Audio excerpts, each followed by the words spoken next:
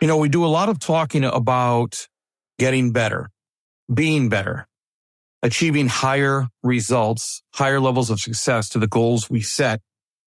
But we've never quite put it in the idea of building more powerful communities. The idea of building, going back to basics, more, getting that 1% better, then becoming powerful, truly powerful, like what makes us powerful, so that we, in the end, can have a better community around us through the relationships that we are then courageous enough to create. Now that's power. Hey everyone, Dr. Jones here, and this is the wrap-up episode of the series we've just been doing. If you've listened to all of them, you know that I just basically touched on a lot of the topics that we had. Now, Mike is a passionate coach, mentor, and leader.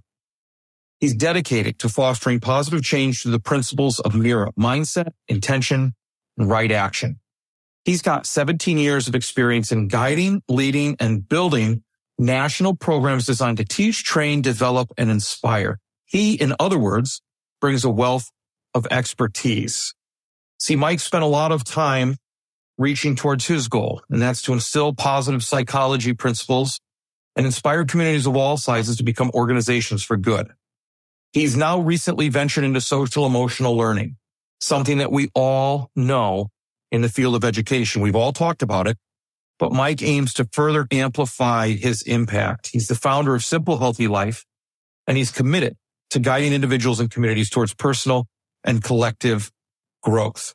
He inspires introspection, fosters growth, and creates environments where personal and organizational transformation thrives. I can speak personally to Mike, and I'm really happy to have him back on for this wrap up because the first 4 episodes were fantastic. If you haven't listened to them, you have to go back and check those out. And then you can help the show out by liking it, subscribing, and leaving a review. I'm sure you'll have a positive review to leave after listening to Mike. So all that being said, Mike's going to talk to us about how to be better, the need to be better, and what that looks like.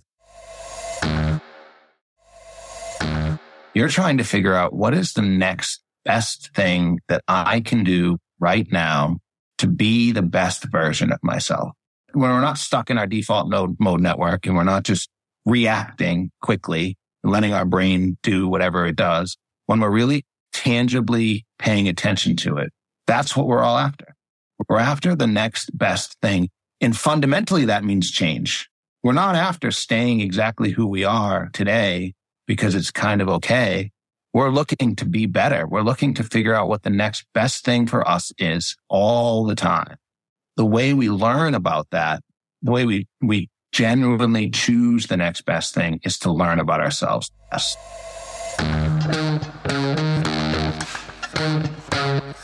Dr. Chris Jones here, and welcome to Seeing to Lead, a show designed to help leaders increase their ability to effectively support, engage, and empower their staff through intentional practices so that they create an environment where everyone reaches their greatest level of success. On Seeing to Lead, communication rules the day as we hear voices from both teachers and leaders in an effort to examine perspectives, highlight misunderstandings, and provide steps to ultimately bridge the gap between what teachers need and provide through thoughtful dialogue. This show is about amplifying voices, creating understanding, and providing information to help everyone continually improve. I want to personally thank you for taking the time. Now, let's get to getting better.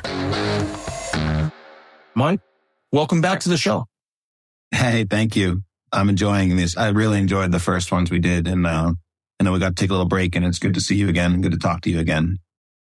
Mike, it's funny because every time we hop on for these shows, we talk for about 40 minutes before we actually hit record, just catching up. And for, listeners that haven't listened to the other 4 episodes, and just one more shameless plug, you need to go back and listen to the other 4 episodes because they make so much more sense when they're listened to together and they give you such a higher level of detail. But Mike has worked with myself and every member of my family as a coach, as someone who inspires and someone who helps us get better. So Mike, we all want to get better. We all want to achieve higher goals. There's a need for that. So why don't we start with talking about that need and what it actually looks like? I like that. I think that's a lot of fun. I'll step back for a short bit first and just lead with this. When I was first getting into leadership and started as a manager of a group, a small group, and then we got to move into leading national teams. And one of the things that I realized pretty quickly was that I couldn't define what success looked like for everybody on the team. I could define what success looked like for me. I could define what success looked like for the team as a whole, but I really couldn't define what success looked like for each individual person. So what I started to realize was that what I needed them to do was take responsibility for their own success. And that kind of became our tagline. It kind of became our mantra, our go-to, where if we knew that each individual person out there was striving for the team goal, of course, but in a way that made them feel successful, that's when we reached the greatest heights. That's when our team really started to take off. And I was lucky enough to move over and lead another team and start to see some incredible results that way. But ultimately, it came down to each individual person taking responsibility for their success and taking responsibility for their own personal growth. Maybe it was different for everybody. Maybe it was relatively the same for some, but I have no way to know that. But that's what getting better looks like to start. Taking responsibility for your own success, looking inward and understanding what it is that you want, truly want. That's where we can start. Does it make sense? It makes a ton of sense. And, just to make sure, what you're talking about, taking responsibility, your own responsibility for your own success.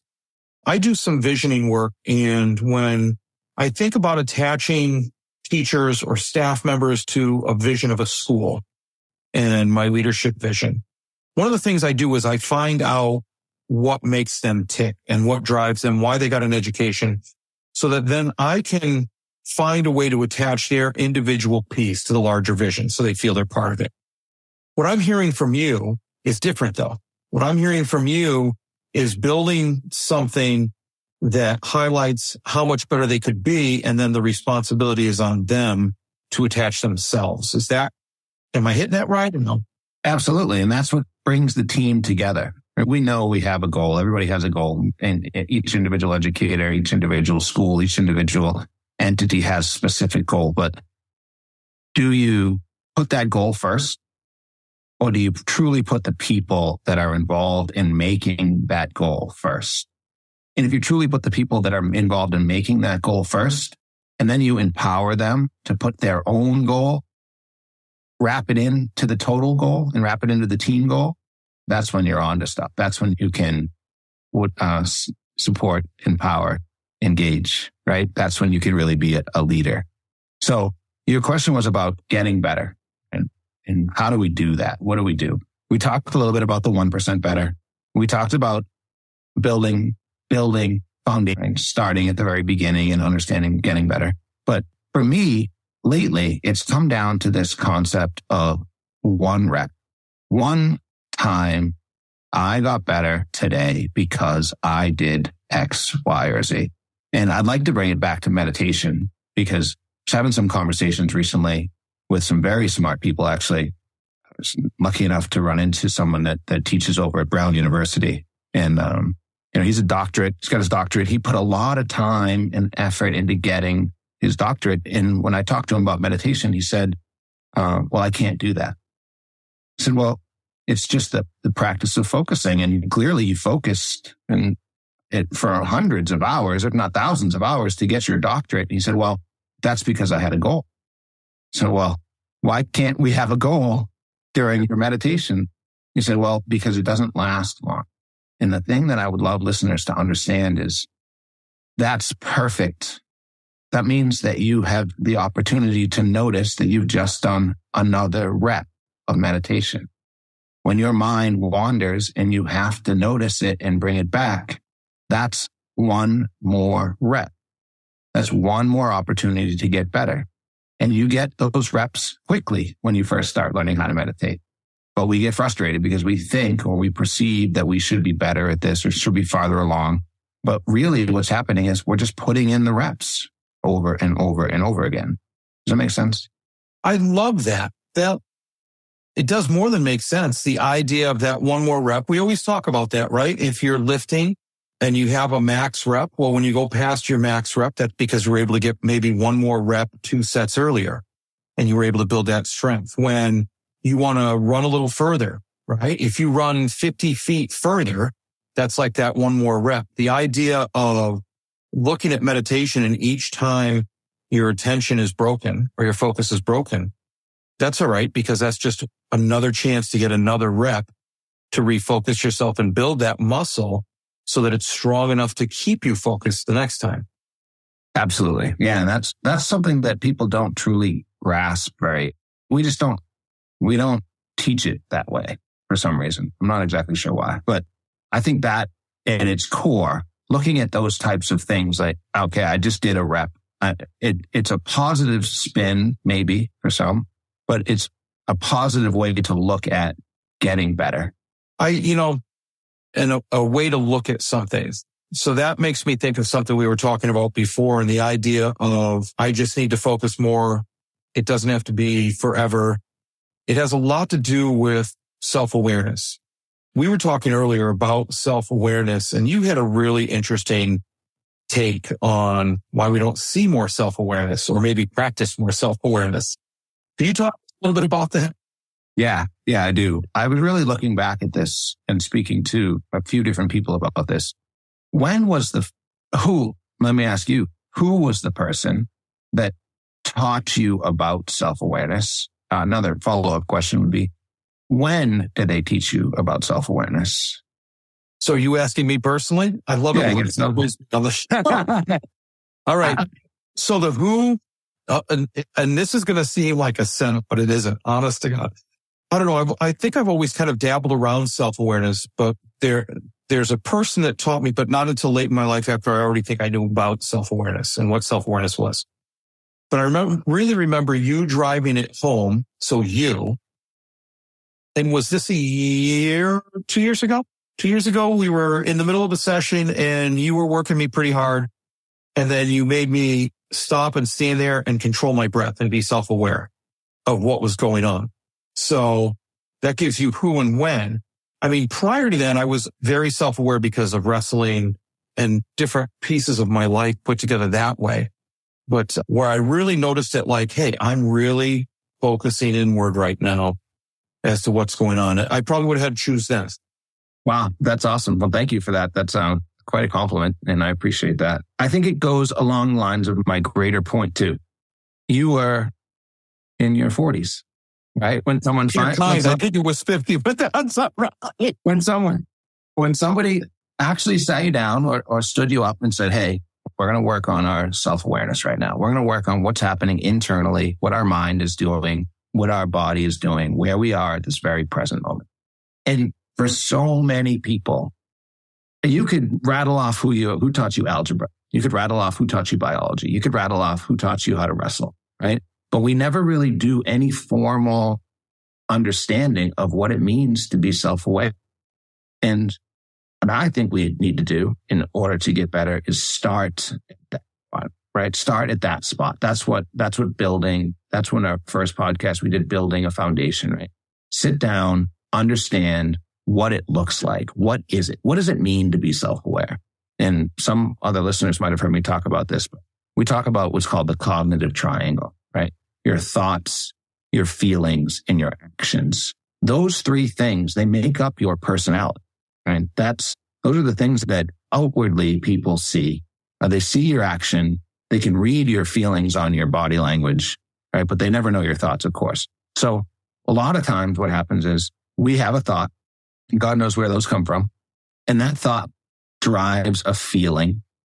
And then it produces an action by us. And the action a lot of times is the only thing that people know about you. They only see you do this thing, whether it's positive or negative. But those three things are actually making up your cognitive triangle, your personality, and when you're self-aware enough to notice that, that's when you can start to take the power back to being. That's when you can work on getting.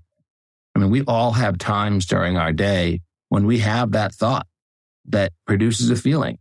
And then do we act on it? Sometimes no.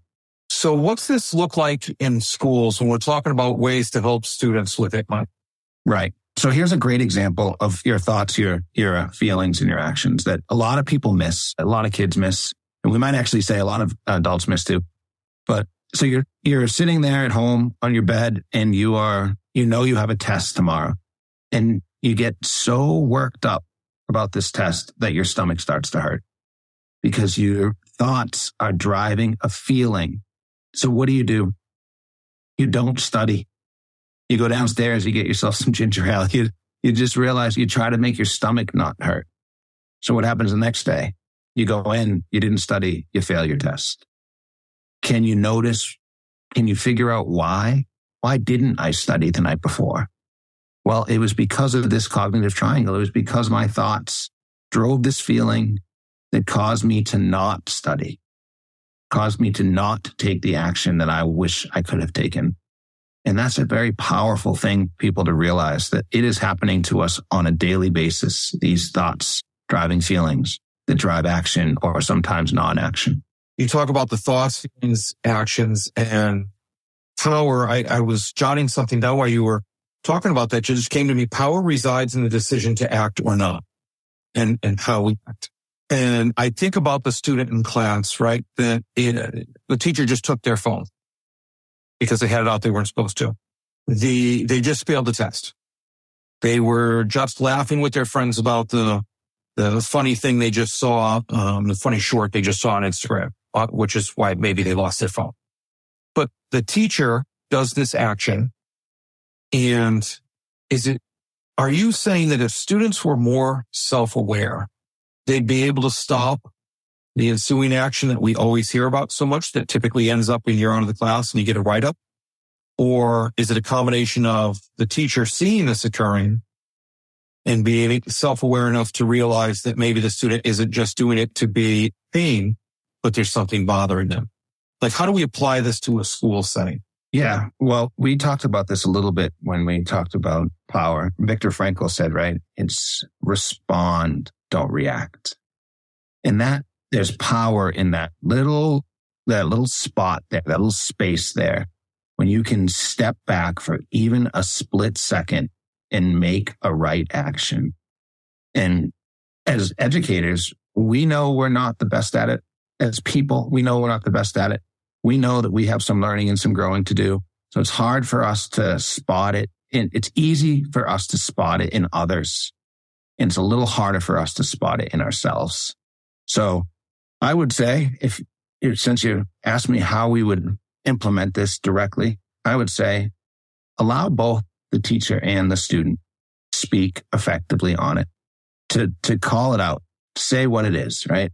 In a positive, professional manner. It's not an easy thing to do. It becomes easier when we practice. It becomes easier when we take the time to learn about ourselves and notice. It becomes easier when we have some reflection. It's really difficult to do in the moment. It just is. And I think we all recognize that. Supporting your teachers and students seems to be a struggle. They just don't seem to be engaged. You wish they would take more responsibility for their learning and culture of the building, but they just don't seem to be empowered enough to do it. So, my question is, have you checked out the book Seeing to Lead yet? It's all about creating a true educational experience where learning, growth, leadership, and community takes center stage.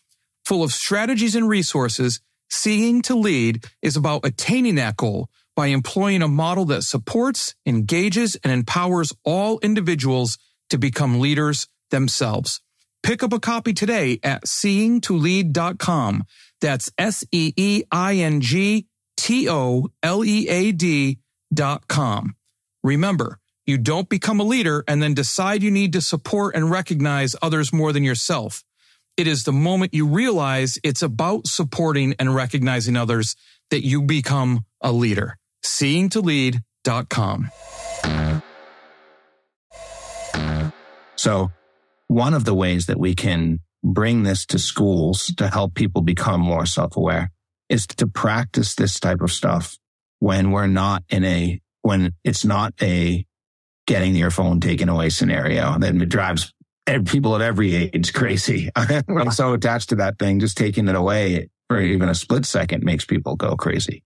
One of the things that we can truly do is implement maybe a 10 or 15 minute session every single day in our schools that's aimed at helping them become more self-aware. Could see that would help students immensely because they get to practice it. And then who isn't going to be talked to in a classroom every once in a while or run up against something where you still have that short window before you practice it. So you get to think about it, you get to learn it, and then you get to practice it fairly close. But I could also see this as being something for professional development for teachers, maybe in a longer form, not that short moment. Or if the teachers had professional development on it and then took time during the day to teach it to the students so that they could refer back to it and it would be almost a touchstone if something were going sideways in the class. What are your thoughts on that? Oh, I'm very passionate about this. I believe not just teachers, but coaches, leaders, corporate America leaders, managers, anybody that is in a position where their goal is to help others. You started by asking about getting better. This is where we need to work on. This is where we need to understand that we individually can always get better. And starting foundationally, looking inward is the way we're going to do that. This is kind of a shameless plug now, but I'm going to throw it out there for you. My team and I, we've started to develop what we're calling EI 180, right? And it is emotional intelligence 180. It's a play on AI, as you can probably guess, right? It's not artificial intelligence. This is truly the inward emotional intelligence. And it's a play on 180 because we want to flip the way we think about this stuff right on its head. We want to look inward. And what we do is we put together a series of lessons that are 15 minutes long, that are 5 minutes of learning. That cognitive triangle, that's in there. That's one of the lessons, right? Really understanding what that looks like. It's 5 minutes of reading. And it's 5 minutes of silent meditation, 5 minutes of finding your breath. Maybe we ask you a question in first and then let you breathe and listen for the answer. And then 5 minutes of reflection. You get your own journal and write down the journal prompt, right? What does this mean to you? Now that you know that is your thoughts, your feelings, and your actions, what does that mean to you? And it's 15 minutes a day. And doing those 15 minutes a day as leaders can help you improve your leadership style, can help you improve your relationships with everybody around you. And most importantly, it's designed to help you improve your relationship with yourself, to help you know yourself a little better. That's when you start to really learn yourself the way that we want you to learn, or you do want to learn yourself. That's when you can identify your mindset, identify your intention, and then choose the right action for yourself, making you a better leader across the board. You know, what you said there is so powerful that I do want to follow so deep. I do want to follow up on it. But the first thing I want to mention is the AI piece that you said, because you mentioned EI. And why that strikes me as something important is because AI is going to do something to the landscape for jobs, for education, everything that is algorithmic or that can be algorithmic is going to be done by AI. It's just, that's the way it is. That's going to hurt some people's feelings that may be listening, but that's just the way it is. Which is why it's so important that we now double down on and invest in EI, because we need that emotional piece. And now through this change, there was something when we were talking earlier that really stuck out to me, that you said everything changes. No matter what, everything changes. And in listening to you over the past 4 episodes and in talking aside, I added to that and I wrote, everything changes and starts with ourselves. So what does that mean to you? Or how can we not harness change, but go with change and make it be more productive to us personally if we work on ourselves? Yeah. Interestingly enough, these large language models, this AI that we're talking about, right? Well, the way they're designed is they're always looking for the next word. They're looking to finish the sentence. They're looking for the best outcome. They're taking all of the internet and everything that they can have access to, and they're trying to figure out what the next word is for them, for the AI model, for the people that designed it in a certain way and let it run. Ultimately, that's what you're trying to do in your life. You're trying to figure out what is the next best thing that I can do right now to be the best version of myself. When we're not stuck in our default mode network and we're not just reacting quickly and letting our brain do whatever it does, when we're really tangibly paying attention to it, that's what we're all after. We're after the next best thing. And fundamentally, that means change. We're not after staying exactly who we are today because it's kind of okay. We're looking to be better. We're looking to figure out what the next best thing for us is all the time. The way we learn about that, the way we genuinely choose the next best thing is to learn about ourselves best and to really identify what that is and what it looks like and not worry so much about what it is down the road, just the very next action. And my wife and I talk about aligned action a lot in our house. Are these actions that we're looking to do, are they aligned with who we believe we are at our core and our core values? Do they match up? And the answer is for all of us, no, they don't always match up. But when you realize that and you step back, and we'll go back to that example of the teacher that's taken away the student phone, right?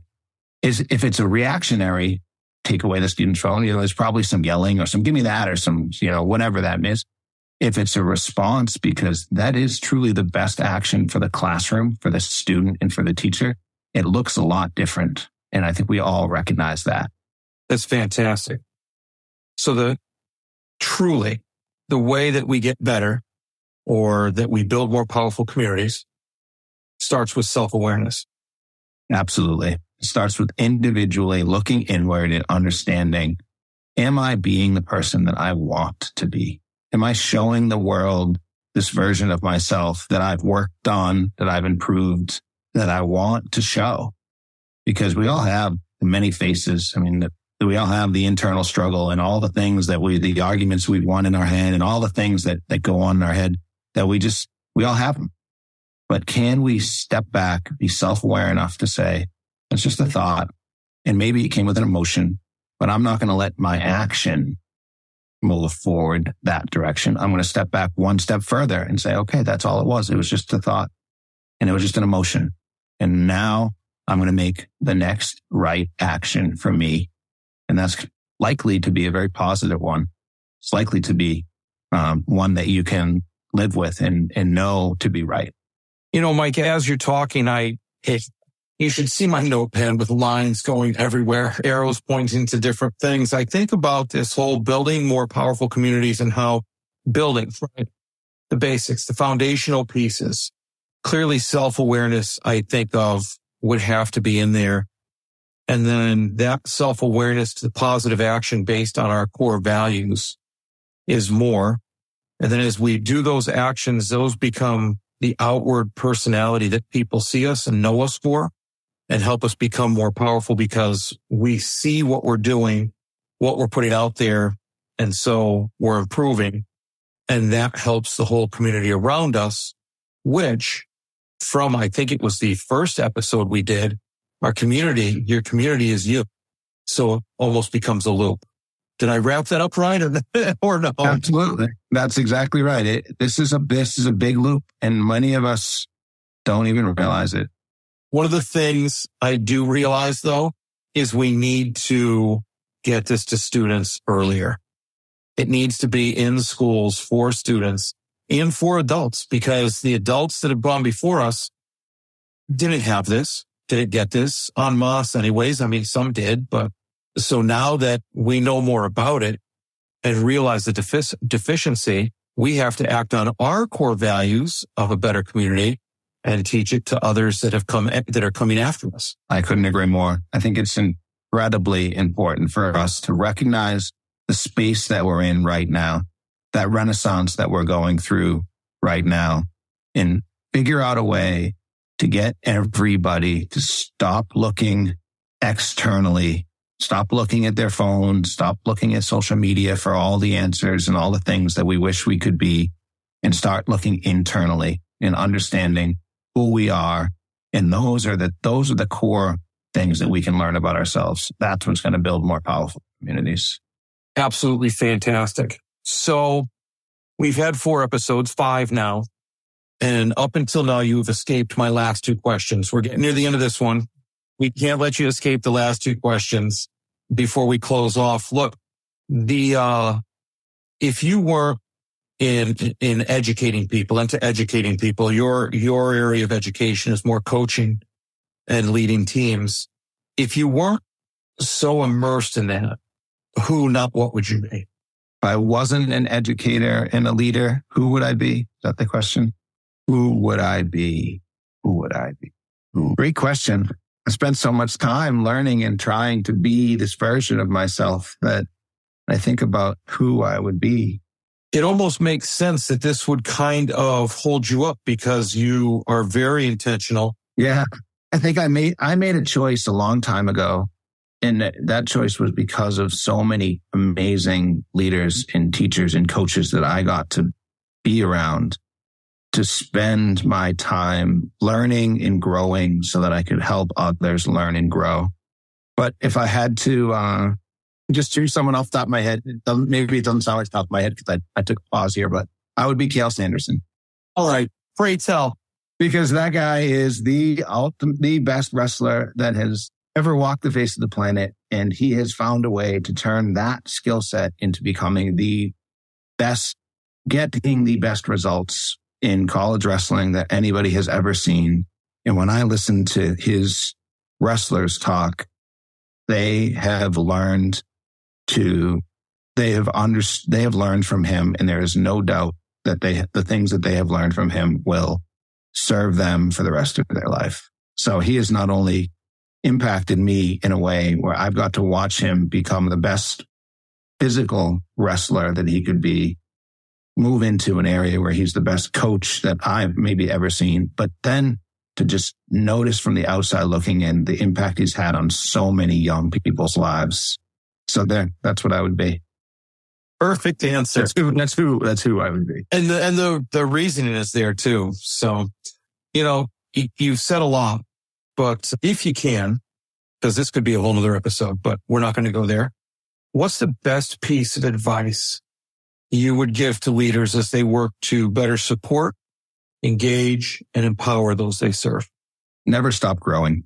Never stop choosing to look inward and know that there's an infinite amount of ways that you can grow as a person. Because all of those things adding up, all those minutes, those moments, those hours, those books, all those things that you do to personally grow, you'll never know when you can share that with somebody. You'll never know when that book that you read 20 years ago comes back in a conversation with a young student and it hits them because they recognize that it really mattered to them. You'll never know when that stuff is. So the best way to do it is to keep growing, keep going, keep growing yourself, keep growing your relationships, keep growing your community. Just keep growing. Fantastic. So, Mike, what's the best way somebody could get in touch with you if they want to follow up with you? I know you offer multiple services from personal training to group training to ice water to all of those things. What's the best way somebody can get in touch with you and see if there's a service that works for them or if you have something they can bring into their schools? Yeah, thank you for asking. You can always get a hold of me via my phone, my telephone. We can put that in the show notes, and my email, simplehealthyLifeCoaching@gmail.com. I'm also MJWINZ on your social medias, Instagrams. But I would welcome, or they could go through you, I suppose, too.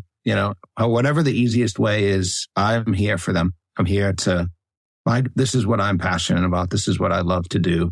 And bringing it to them as an individual or bringing it to their schools would be a blessing for me. So. Well, Mike, I can't thank you enough for all the information you've given us. You've done the longest series to date with a fifth episode. I had a series of 4 episodes, but everyone was packed full of concrete examples, exercises people could do. He actually led us through one piece of meditation.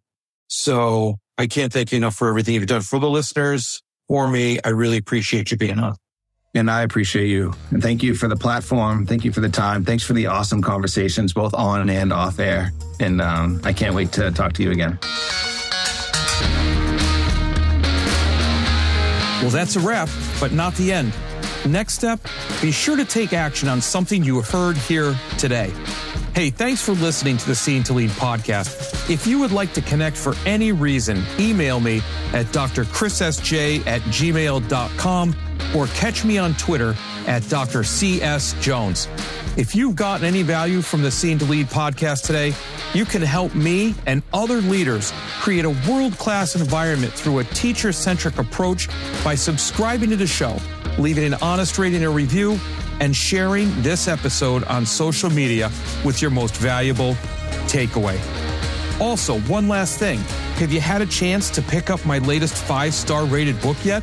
Grab your copy of Seeing to Lead anywhere you buy books or at seeingtolead.com. That's seingtolead.com, where you can learn more and continue to improve. Now go have a successful week.